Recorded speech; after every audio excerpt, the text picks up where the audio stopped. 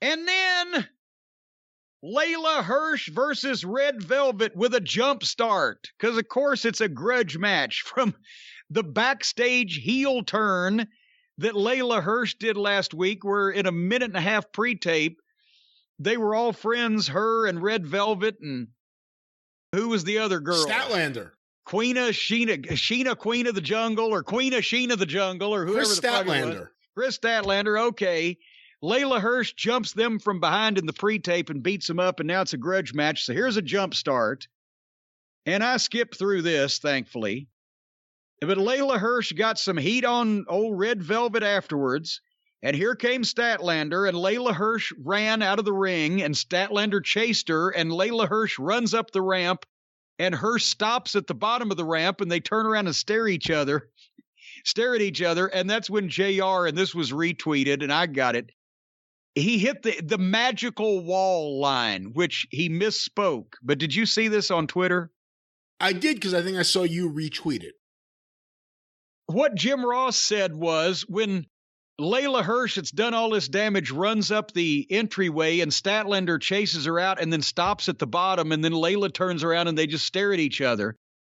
It was a saying that Bill Watts used to have, and JR misspoke, but he was just seeing it, and he was frustrated, like everybody that knows what they're doing in the wrestling business is when they watch this show. They're frustrated. Watts used to scream at the guys. When baby faces would make a save and the heels would run off, when the heels would bail out on the floor, the baby faces would stop. And the heels would stop and stand there because, and some of them were bad about this, they wanted to get their heat. They wanted to raise their hand and flip off the crowd or whatever, and people boo them. But it buried the baby faces because, as Watts would say, what the fuck, did an invisible wall just rise up out of the floor and you can't follow them? If you were mad enough to run out here and chase them out of the ring for what they've done, why do you stop running when they're still there? So that way the heels figured out, when we're being chased out of the ring, we've done our damage, and this is a good lesson for most heels to learn. When you've done your damage and the baby face is hit for the save, when you bail out of that, especially if there's no contact called for, if they just say powder no contact and you can get out of there without getting a shit kicked out of you, do it and keep running. Because this is something I learned when I managed Adrian Street, and things were different in England back in those days, and Dundee yelled at us about it.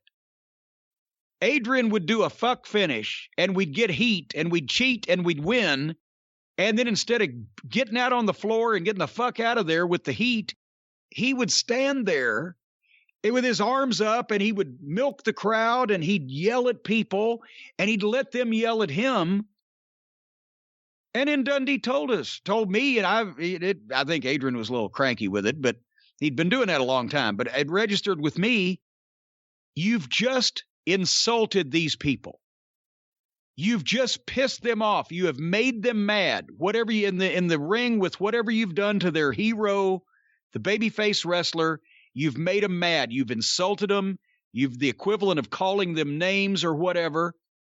Now get the fuck out of there. Because the longer you stay there, the less mad they're going to be at you. Even if somebody doesn't come out and beat you up physically, you're giving them the opportunity to throw shit at you, to cuss you, to call you no good motherfucker, you piece of shit. Every horrible phrase.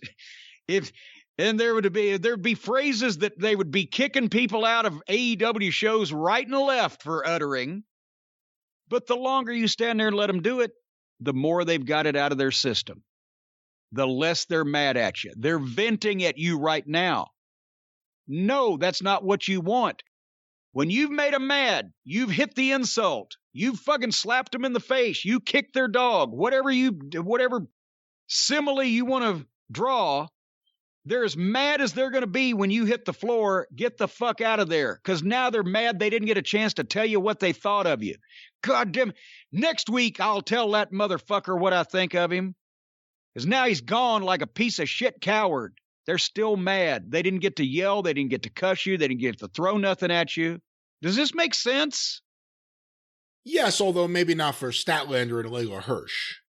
Well, nothing makes sense for An alien from the Andromeda Galaxy and a girl that's 4'6", both tall and wide.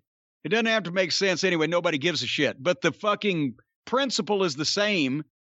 If the heel don't run when the babyface, and Lance Storm had the perfect solution to this on his Twitter when everybody was debating this. When you run in to make the save and the heel bails, go to the babyface you've just saved. Then you can stop running because you're doing what you came to do. And while you're checking on that babyface, the heel can put enough space in between him and you that there's no reason for you to take off after him anyway, because by now you ain't gonna catch him. Just stop at the babyface. That's what every smart babyface since the beginning of saves has done. If they ain't gonna catch the heel, they don't get outrun. They don't let the guy escape. They make the save and then check on the babyface, gives the heel a chance to get away.